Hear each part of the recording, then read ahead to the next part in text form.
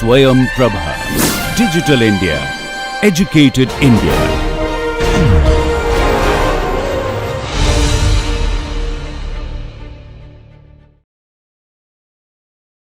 Welcome back. We are going to talk about what happens with all of these reagents with an internal alkyne. An internal alkyne has two R groups on either end of the alkyne. Typically, the first carbon would be primary, typically. Now, when you take this alkyne here, you can see that it's not symmetric, it's asymmetric. Does that really matter? It matters in some of the reactions, but not for most of them. You may get a mixture of products. And one of the other things is that both carbons are attached to carbons, so the regioselectivity goes down. You don't have a hydrogen versus a carbon, it's just now both carbons. So your regioselectivity goes down. But as far as the stereospecificity goes, it's pretty much the same as before for an internal or for a terminal.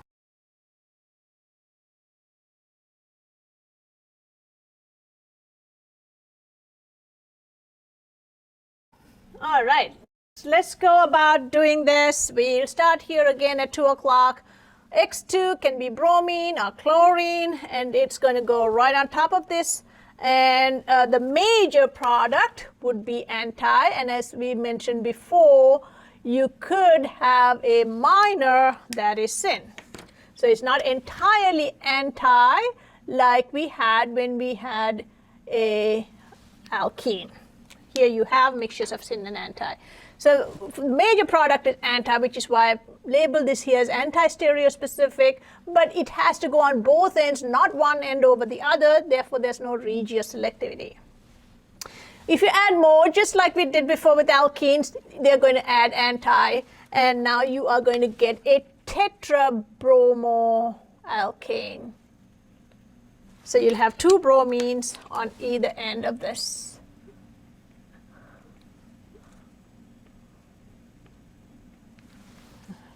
All right, what happens when we add sodium and liquid ammonia? We saw earlier that your sodium is going to give electrons over here and create two electron lobes that are anti. So your sodium ammonia would add anti on opposite sides, and so you would have a double bond, and you could see that this is going to be an E, not Z, and you would have your hydrogens go on opposite sides. If you want to hydrogenate this further to the alkane, you would just treat that with hydrogen palladium and you'd end up with absolutely no pi bonds. All right, so that's your anti-stereospecific, non-regioselective quartet. Let's look at this. Your Lindlar is going to add two hydrogens on the same side, plonk. So therefore, you're going to get a syn addition. Your hydrocarbon chain is going to be the exact same as you had before.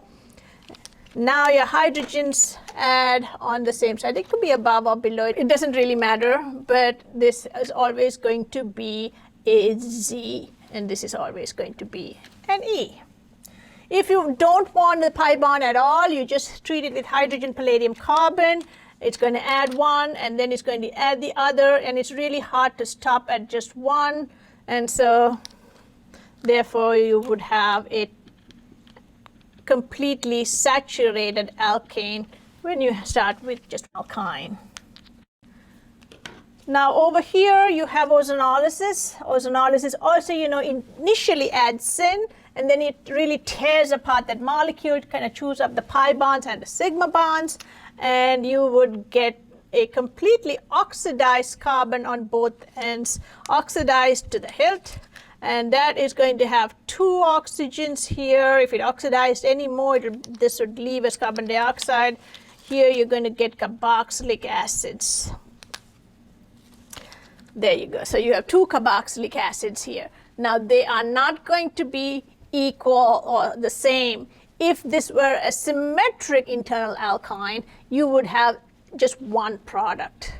Since you have an asymmetric, you cut this in two, you get two different products.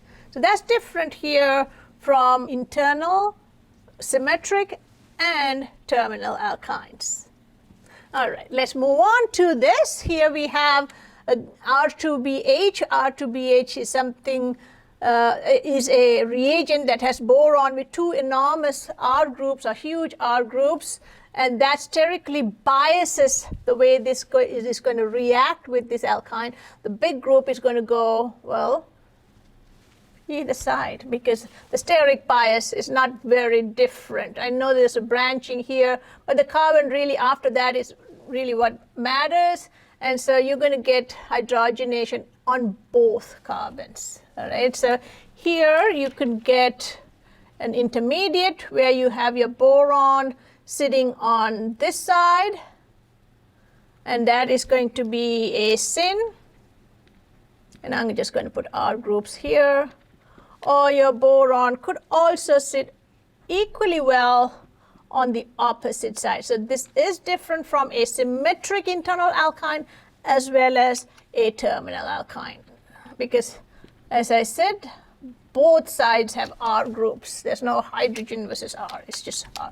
Then when you oxidize this, you can get a carbonyl here or here. So you'll get two different products. If you had started off with a symmetric alkyne, then you would only get one product.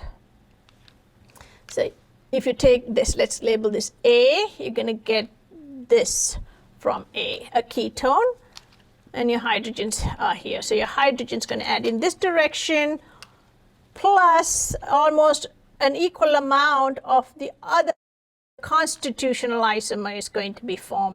Two different names, they're entirely different molecules because the connectivity is different, although you're adding pretty much the same things, H2 and O. So two different products if you have an asymmetric internal alkyne, one product if you have a symmetric alkyne. And here you are seeing these are going on the same side, so it's syn stereospecific initially, but then you're going to get oxidation here with the peroxide, which makes them into ketones. So you are going to get ketones, and the key thing to remember here is even though this is anti-Markovnikov, we can't really distinguish that here just because the reagent has got two equivalent groups on both sides, or two R groups on both sides. You could see the anti-Markovnikov effect if you had a hydrogen instead of an R group, right?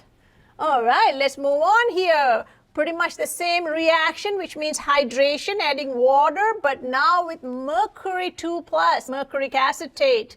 Mercury is going to activate that, so you're going to add water, but wait a minute, are you going to add it here or here? In both cases, you're going to form kind of an incipient secondary vinyl cation. So there really is no preference.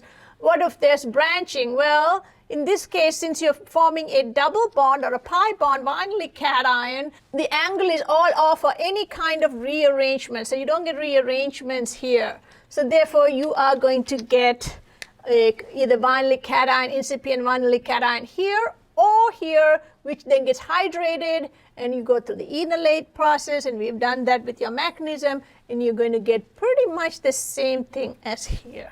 So you would get two products, and they are going to be on both ends of your alkyne. So in one case, you can have your carbonyl here and your hydrogen here, overall water addition through a very complicated process, plus an equal amount of your carbonyl on the other end of the alkyne and hydrogen on the opposite side. So yes, this is Markovnikov, but since we are starting with a reagent that has got no real electronic bias for either this end or this end, you don't really see that Markovnikov selectivity here. It's pretty much a 1-to-1 here between this and this, I would say, about 1-to-1. And you'd only know if you actually did the experiment, but I'm predicting about 1-to-1 between the two ketones, right? Let's move on. Since we really can't distinguish between the two termini here, it's pretty much non-regioselective for the internal. I'm going to put for the internal just to be specific. Internal would be non-regioselective. The stereoselectivity is pretty much the same. It'll be the syn stereospecific as it says here, but then when you get oxidized, you don't see that either. Let's look at the last one over here. What happens when you're adding HCl, HBr, or HI? Let's say I'm adding HI here. Let's look at this molecule. Both carbons have R groups here. So even if you do a Markovnikov addition, the hydrogen is going to add to a carbon that has a carbon on both sides. So there's really no electronic strain or any kind of bias to favor one over the other. So you can add your hydrogen here and get a secondary vinyl cation, or you can add your hydrogen here and get again a secondary vinyl cation. One is not better than the other. As we mentioned before, you don't have any rearrangements here because this is a pi bond, it's flat, the angle doesn't support hydrogen migration or methyl migration. So even if you had branched alkyl groups here, there won't be any rearrangements here. All right, so you are going to see a carbon and a iodine, and the major product is going to be I on this side, plus, and I'm going to have to squeeze this in here, you could have the iodine just as well attack on the opposite side. So you could have your iodine here as well. And major would be anti. So again, if you had internal alkyne, you would have a non-regioselective reaction for internal. So most reactions are non-regioselective for the internal. And we mentioned that earlier because they have two carbons instead of different groups. When you add more HI, again, the halide is going to go on the same carbon, because when you form a carbocation, you want to form the carbocation on the carbon bearing the halogen, so you can have some resonance stabilization with those lone pairs here. So you would have, with excess, iodine adding to the same carbon and hydrogens adding to the same carbon. Or it could be flipped, where you would get the iodines adding to this carbon here. So your second step in some sense is regioselective, just because the iodine goes on the carbon with the halogen and not the one with the hydrogen.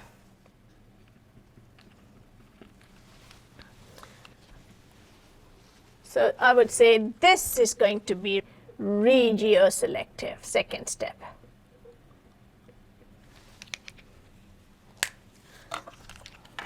All right, so we kind of covered it all, and we are going to come back and do some synthesis on this. To really understand how these reactions work, you need to know the mechanism. So just take a flashcard, guys, write down the reaction in front, write down the mechanism on the other side, and just look at it whenever you have time.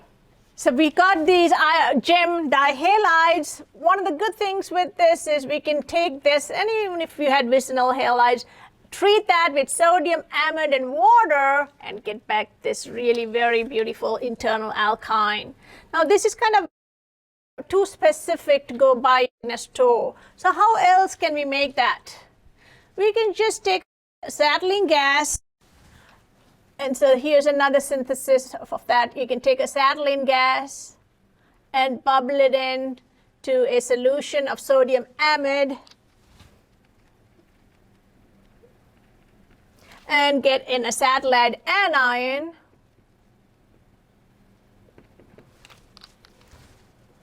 And then you can use one of these R groups. They're both primary, and they should be primary. If they were secondary halides, then you would get more elimination here and E2 here with this than substitution if it were secondary or tertiary. So here's putting on one arm, and then you can wash that out with water. So this will be 1 and 2. You're going to put some water, and then you're going to repeat that on the other side. And so I'm just going to say here, you're going to repeat that with putting sodium amide and getting your other side, having an anion and doing an SN2 with that leaving group here. So it could be a chloride, bromide, iodide, whatever. And then you wash it out with water, and you are going to get your starting material. So when you take off your other end, you're going to get an anion here that has got a satellite anion on the terminal carbon, and you can do an SN2 with this branched alkyl halide. Could be a bromide, chloride, or iodide. That's typically how you would prepare a complex internal alkyne. Basically, you're going to start with a readily available starting material, add these two R groups. Okay. All right, we will talk to you soon. Bye.